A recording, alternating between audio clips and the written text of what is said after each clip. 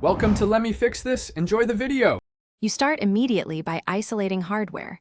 Take the case off and look for stuck buttons, since a held volume key often forces safe mode. Once done, force reboot the device by holding power for 10 to 20 seconds. This clears transient hangs. Make sure to unplug all USB, HDMI, or Bluetooth accessories and try a normal boot. If the loop stops, a peripheral or button fault was causing it, and you can move on to software steps. Once hardware is cleared, focus on software conflicts. Boot into safe mode or, if possible, recovery mode to avoid third-party interference. You should uninstall the most recent apps or updates. These often introduce boot time issues, and clear app caches plus the system cache partition, which resolves corrupted temporary data. If the launcher or a service is stuck, use ADB shell commands or system settings to disable it. This removes the offending process, so normal booting can resume.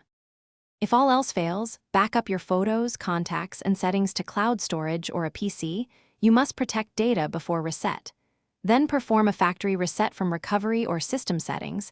This wipes the device and restores factory firmware, which usually breaks the loop. After reset, restore selectively to avoid reintroducing the offender. If the loop continues, contact a repair shop or your warranty provider. Consider the troubleshooting tip. Persistent loops often indicate a failing button or damaged internal connector. Thanks for watching. If you found this helpful, don't forget to like and subscribe.